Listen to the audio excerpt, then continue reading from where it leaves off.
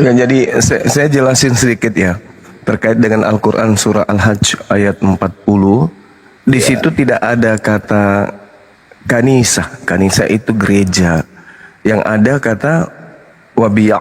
Wabiya itu artinya sama seperti orang Yahudi menyebutnya sinagoge kalau dalam bahasa Yunani, miskok. Jadi tempat orang ibadah, di mana tempat orang yang ibadah ini dimaksud adalah orang-orang yang tidak mensekutukan Allah. Jadi yang dimaksud di sini adalah pengikut Nabi Isa alaihissalam. Jadi Miqdas atau Wabi'a itu merujuk kepada tempat yang suci, bukan kanisah, tempat orang tamek, orang-orang yang tidak bersunat. Kalau kita merujuk kepada original teks dalam bahasa Quran, di situ dikatakan Wabi'a. Wabi'a itu bukan kanisa, kanisa tempatnya Kristen. Wabi'a ini adalah pengikut Nabi Isa alaihissalam. Jadi orang-orang yang diusir dari kampungnya kemudian. Nah, itu bisa dijelaskan di ayat setelahnya. Alladzina immakkannahum fil ardi aqamus shalah wa atuz zakah. Itu dia. Jadi pada zaman Nabi Musa, mereka kemudian mendirikan tempat ibadah yang disebut sebagai Bait Suci atau Betel atau Baitullah atau Bet El atau Bet Eloah. Itu mereka sujud beribadah menyembah kepada pencipta langit dan bumi. Pada zaman Nabi Isa alaihissalam itu disebut Miqdas atau di dalam bahasa Qur'annya disebut Wabi'a. Itu juga adalah tempat orang bersujud. Alladzina immakkannahum fil ardi aqamus shalah wa atuz zakah wa amaru bil ma'ruf wa nahau anil munkar walillahi akibatul umur. Yaitu orang-orang yang jika Allah memberikan kedudukan di bumi kepada mereka, mereka melaksanakan ibadah sholat, menunaikan zakat, dan berbuat yang ma'ruf dan mencegah dari yang tidak baik, yang mungkar. Dan kepada Allah hanya kembali segala urusan. Artinya bahwa yang dimaksud di dalam Al-Hajj ayat 40 ini, kaumnya Nabi Musa, kaumnya Nabi Isa, dan kaumnya Nabi Muhammad sallallahu alaihi wasallam. Mereka ini kalau diperangi kata Allah, maka diizinkan. Uzina lil ladina yuqataluna bi annahum zulimu wa innallaha ala nasrihim laqadir. Diizinkan kepada mereka, yaitu kaumnya Nabi Musa, kaumnya Nabi Isa, ketika diperangi, dan kaumnya Nabi Muhammad ketika diperangi, maka mereka diberi izin untuk memerangi orang yang memerangi mereka. Ini yang dimaksud. Ini yang dimaksud ayat ini, bukan gereja yang sekarang. Bukan gereja yang sekarang. Kalau gereja yang sekarang itu bukan lagi pengikut Nabi Isa. Gereja yang sekarang itu dalam bahasa Arab disebut kanisa. Itu tempatnya orang-orang tamek, orang-orang najis, orang yang tidak bersunat, menyembah berhala, menyembah anak orang, menyembah makhluk yang bukan manusia, dan bukan menyembah kepada pencipta langit dan bumi. Itu tidak masuk dalam kategori ini. Tidak masuk dalam kategori ayat tersebut. Demikian. Mantap, Bunda. Nah, silakan ditanggapi. Kemudian tadi ada yang menanggapi kembali Kak Vera.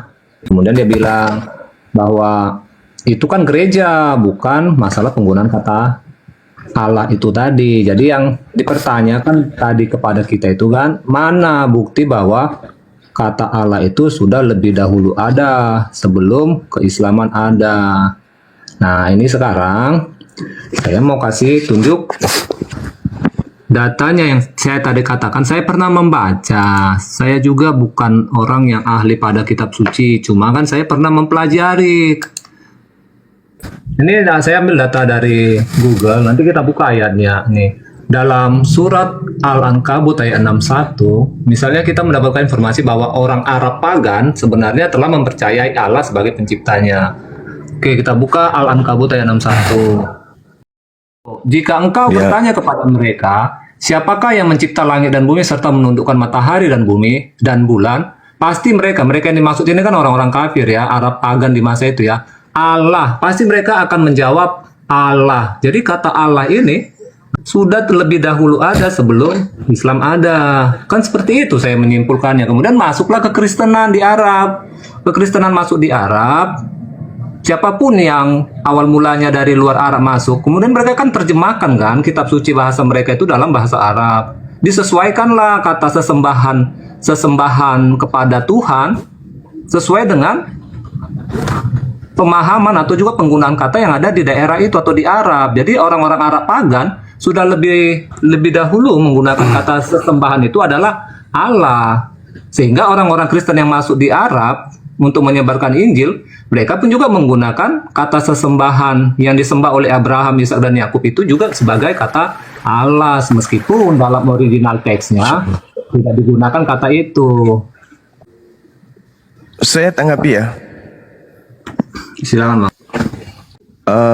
Yang perlu saudara pahami di sini adalah Al-Quran itu memberikan informasi yang memang betul-betul akurat, ya, dan sistematis, tergantung bagaimana kita mempelajarinya.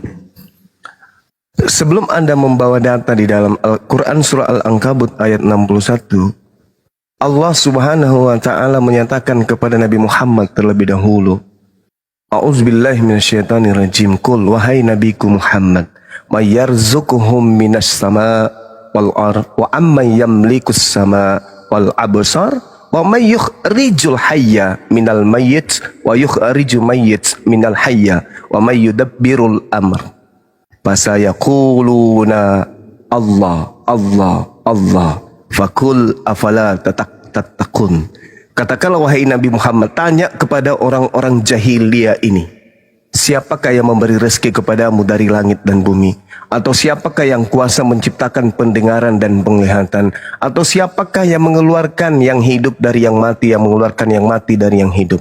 Dan siapa yang mengatur segala urusan di atas bumi dan di langit? Apa kata mereka orang-orang yang bukan Islam ini? Jawab mereka adalah Allah. Maka katakanlah wahai nabiku, fakul afala tattaqun. Mengapa kamu tidak bertakwa kepada Allah yang engkau sendiri menyebutnya? Artinya benar apa yang Anda katakan. Orang-orang terdahulu sebelum baginda Rasulullah Muhammad sallallahu alaihi wasallam, orang sudah mengenal nama pencipta langit dan bumi itu Allah. Itu tidak salah itu. Itu sudah benar itu. Wala in sa'altahum man khalaqas samawati wal ard wa sakharas samsa wal qamar la yaqulunna Allah Allah Allah fa anna yufakun. Namanya adalah Allah yang menciptakan. Lalu ditanya, kenapa engkau memberhalakan patung-patung ini? Karena kami tak sanggup melihat Allah. Kenapa engkau meminta kepada patung-patung ini yang ada di Ka'bah? Karena kami tak sanggup mendengarkan Allah. Makanya kami membuat ini demi untuk alat ini menyampaikan pesan kami kepada Tuhan Rabbus Samawati wal Ardh, yaitu Allah. Nah, di dalam Al-Quran Allah Subhanahu wa taala memerintahkan kepada baginda Rasul Muhammad sallallahu alaihi wasallam, "Qul wahai nabiku, amanna billah wa ma unzila alaina wa ma unzila ala Ibrahim wa Ismail wa Ishaq wa Yaqub wal asbati wa ma utiya Musa wa Isa wan nabiyyuna min rabbihim." Katakanlah wahai nabiku Muhammad, kami beriman kepada Allah dan apa yang diturunkan kepada kami dan yang diturunkan kepada nenek kami, kakek kami Ibrahim, Ismail, Isa, Yakub dan anak cucunya, dan apa yang diberikan kepada Musa, Nabi Isa dan para nabi dari Tuhan mereka. Artinya bahwa Allah memang sudah menyatakan diri karena dialah satu-satunya Tuhan, bukan yang lain. Permasalahannya sekarang adalah ketika orang Nasrani, orang Nasara masuk, termasuk yang mengatakan bahwa Nabi Muhammad itu sudah dinubuatkan kemudian. Warakah, dia itu adalah Nasara yang menyebut Tuhan dengan sebutan Allah, bukan menyebutnya dengan Theos, bukan menyebutnya dengan Yahweh, bukan menyebutnya dengan Bapa, tetapi mereka menyebutnya dengan Allah. Allah, Allah, Allah. Allah, sesungguhnya Allah, Allah, Allah, Allah, Allah. Yang jadi permasalahan sekarang adalah, dengarkan baik-baik, Kristen menggunakan kata Allah bukan berlandaskan terhadap kitabnya orang Kristen di Arab, sehingga nama Tuhan yang adalah Allah di Arab oleh Kristen Arab Nasara pada zaman itu, ketika didudukkan dengan kitabnya orang Kristen di Indonesia sudah nggak nyambung. Kenapa nggak nyambung? Karena Kristen Indonesia kitabnya bukan dari Arab, kitabnya dari Belanda, dari Portugis masuk ke Indonesia, yang dari kata Theos berubah menjadi Allah. Jadi nggak nyambung. Andai saja lembaga Bible Indonesia menjadikan rujukannya adalah Bible Al-Muqaddas yang dijadikan sebagai rujukan, maka Allah tetap nama, bukan menjadi gelar.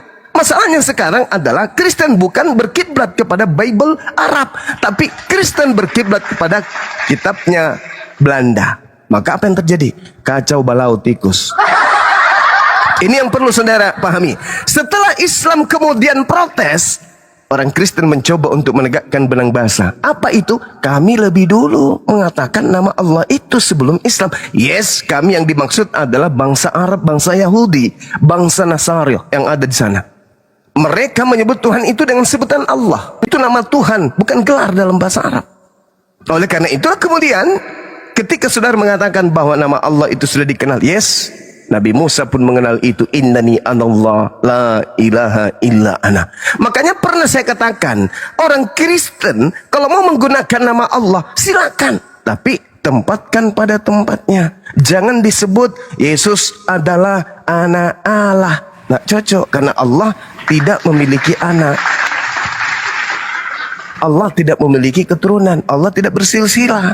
Nah, inilah kekacauan dari saudara-saudara Kristen yang mencoba untuk menutupi kekurangan Bible Indonesia dengan mencoba mengais apa yang terjadi Kristen Arab terhadap kata Allah ini. Demikian.